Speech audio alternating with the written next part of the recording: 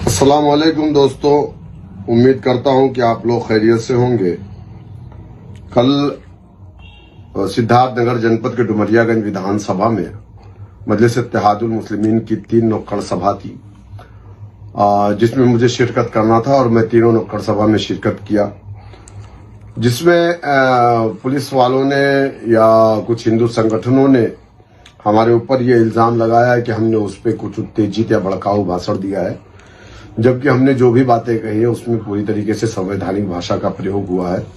गैर संवैधानिक भाषा का प्रयोग हम लोग नहीं करते हैं, लेकिन बावजूद उसके हिंदू संगठनों के दबाव में आकर सिद्धार्थनगर पुलिस भवानीगंज थाना के SHO ने हमारे जो पार्टी के भावी जिला पंचायत प्रत्याशी और उस प्रोग्राम के ऑर्गेनाइजर करीमुल्लाह खान साहब को रात को 11:30 बजे पुलिस वाले उनके घर पर पहुंचते हैं और उनको उठा करके लेके जाते हैं।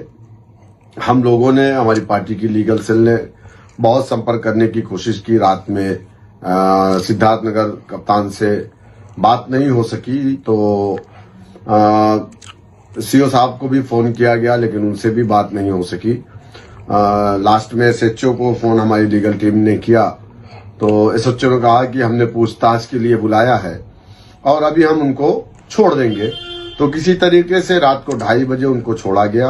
वो अपने घर आए और उनके बेटे से लगातार मेरी बातें हो रही थी और सुबह को 9 बजे वापस से उनको दोबारा पुलिस वाले आए भवानीगंज के और लेकर के उनको थाने पे गए और 151 में उनकी चालान कर दिया, जहां से उनको मजिस्ट्रेट ने जेल भेज दिया। और हमारे विधानसभा अध्यक्ष शम्स तबरेज साहब और उनके भाई को भी पुलिस वालों ने उनके घर से उठा लिया और ले जाकर के उनको भी 151 में शांति भंग में उनको जेल भेज दिया। सवाल ये है कि हम जो भी प्रोग्राम्स कर रहे हैं बगैर परमिशन के नहीं कर रहे हैं, पुलिस परमिशन हमारे पास थी। दूसरी बात यह है कि मेरी जो भी तकरीरें हैं वो किसी भी वीडियो में अगर वो रिकॉर्ड होगी आप उसको सुन सकते हैं। मैं पुलिस डिपार्टमेंट को भी कहना चाहूंगा कि आप उसको सुनिए। उसमें मैंने किसी का नाम लेकर के कुछ भी कोई अभद्र टिप्पणी या कोई अमर्यादित भाषा का प्रयोग मैंने या कोई भी गैर संवैधानिक भाषा का प्रयोग मैंने नहीं किया है। ये इस तरीके का इल्जाम मुझ पर लगा करके पार्टी को बदनाम करने की कोशिश और हमारे कार्यकर्ताओं के मनोबल को तोड़ने का प्रयास किया जा रहा है भारतीय जनता पार्टी और हिंदू संगठनों के द्वारा। और हिंदू संगठनों के दबाव में आकर के इस तरीके का कृत्य किया जा रहा है। लोग ये समझ रहे हैं कि हमारे कार्यकर्ता डर जाएंगे और हमें भी सुबह से कई फोन और कई धमकियां आई, जिसमें एक डॉक्टर अभिषेक त्रिपाठी साहब हैं युवराज, जो वहां के पूर्व विधायक राघवेंद्र सिंह के चेले चपाटे हैं। ये हमें फोन करके और लगभग इन्होंने मुझे नाना करके तो फोन किया होगा 25 से 30 मरतबा। मैं इनका फोन नहीं उठाया, 1-2 बार मैंने इनका फोन उठाया, मैंने इनको समझाने की कोशिश की, लेकिन ये कोई बात समझने को तैयार नहीं। लगातार मुझे ये मारने की धमकी दे रहे हैं। ये मुझसे मेरा एड्रेस पूछ रहे हैं कि मैं कहां पर हूं, आता हूं तुझे मार डालूंगा, ये कर डालूंगा, वो कर डालूंगा। मुझे भद्दी गालियां, माँ बहन की गालियां, मेरे समाज को गालियां, मेरी मुस्लिम समाज की औरतों को गालियां, हमारे नकाब पे मतलब बहुत सारी, मैं अपनी जबान से वो बात नहीं दोहरा सकता जिस तरीके से ये लोग मुझे गालियां दे रहे हैं। तो मैं पुलिस डिपार्टमेंट से ये कहना चाहूंगा कि मेरे पास रिकॉर्ड है और मैंने ट्विटर पे भी DGP पुलिस, UP पुलिस और सिद्धार्थनगर पुलिस को मैंने उनका नंबर भी शेयर किया है और शायद उनको वो नंबर प्राप्त भी हो चुका है। तो मैं ये कहूंगा कि क्या उनके ऊपर कोई भी वैधानिक कार्रवाई आप नहीं करेंगे या सिर्फ एक तरफा राज चलेगा कि आप हमारे ऊपर फर्जी मुकदमे करेंगे और जो लोग हमें जान से मारने की धमकी दे रहे हैं उन पर मुकदमे नहीं करेंगे। पूर्व में भी इस तरीके का कृत्य मेरे साथ हुआ, मुझे जान से मारने की धमकी सुहेल देव भारतीय समाज की पार्टी के लोगों ने। अभी कल अलीगढ़ में भी यही काम हुआ कि 15 को मेरा अलीगढ़ में प्रोग्राम है, वहां पर भी एक हिंदू संगठन का नेता है, वो भी मुझे जान से मारने की, दौड़ा के पीटने की बात कर रहा है। तो मैं हिंदू संगठन और BJP के लोगों से कहना चाहूंगा कि अगर आपको लग रहा है कि आप मुझे धमकी दे करके मेरे मनोबल को तोड़ लेंगे, मुझे डरा देंगे, मुझे धमका देंगे, तो मेरा यकीन है इस बात पे कि जिंदगी एक बार मिलती है, 2 बार नहीं। जिस दिन मौत आनी है दोबारा कोई नहीं जिला सकता, ना कोई बचा सकता है। अगर आप मुझे मारना चाहते हैं तो बिल्कुल आइए, मैं इंतजार कर रहा हूं।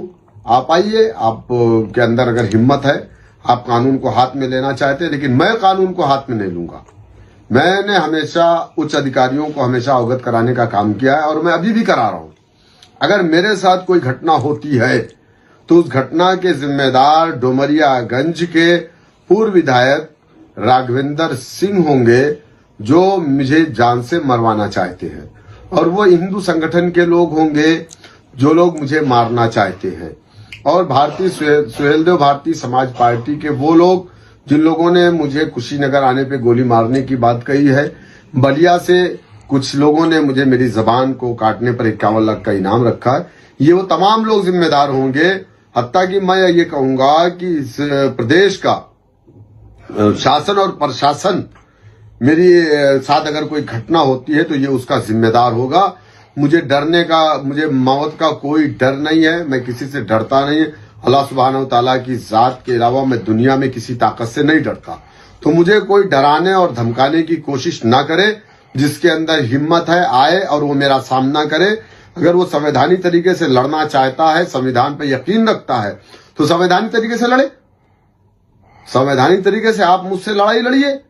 भाई, हमारे देश में संविधान है, ये मेरा फंडामेंटल राइट है। मैं न्याय के लिए जो संघर्ष कर रहा हूं, अपने समाज के लिए लड़ रहा हूं, इसके लिए आप मुझे, मेरी आवाज को नहीं दबा सकते। आप मुझे मार देंगे, कल और एक नहीं 1000 शौकत पैदा होंगे। तुम इस लड़ाई को अब नहीं रोक पाओगे। तो मैं करीमुल्लाह भाई और हमारे विधानसभा अध्यक्ष, मैं उन तमाम लोगों से ये कहना चाहूंगा, उनके परिवार के लोगों से कहना चाहूंगा कि आपको डरने और घबराने की जरूरत नहीं है। ये लड़ाई न्याय की लड़ाई है, और जब भी आप समाज के लिए लड़ने के लिए आगे आएंगे तो आपके खिलाफ इस तरीके की चुटपुट घटनाएं होंगी। आपको डरना नहीं है, आपको घबराना नहीं है। वो जेल गए हैं, इंशाअल्लाह कल वापस आएंगे। जेल यूसुफ अलैहिस्सलाम की सुन्नत है। बिल्कुल मत घबराइए। आप याद करिए फिलिस्तीन के उन मासूम बच्चे, वो उन औरतों को जो बेगुनाह 80,000 लोगों को मारा गया, लेकिन फिर भी उन लोगों ने यही कहा हस्बुनल्लाहु व निअमल वकील। तो हम भी ये कहते हैं कि हमारे लिए अल्लाह काफी है, हमारे देश का संविधान हमारे लिए काफी है। हम अपनी लड़ाई को जारी रखें, डरने और घबराने की जरूरत नहीं है। बहुत बहुत शुक्रिया। अस्सलाम वालेकुम।